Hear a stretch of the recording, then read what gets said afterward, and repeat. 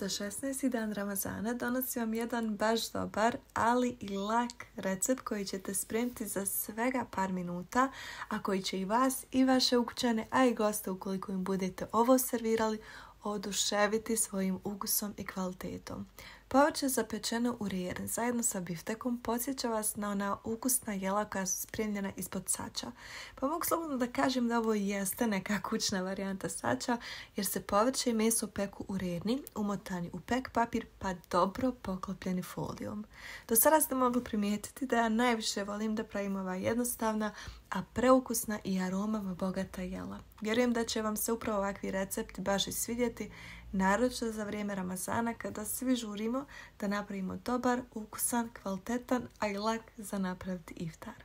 Povrće bukvalno koje god da volite vi ovdje možete staviti, ali poslušajte me kada vam kažem da je ova kombinacija koju ja u skoro 99% slučaja koristim odlična. Krompir, crvena paprika, mrkva i tikvica će dati takav saft da će meso koje god da stavite unutra itekako biti vrijedno pomena.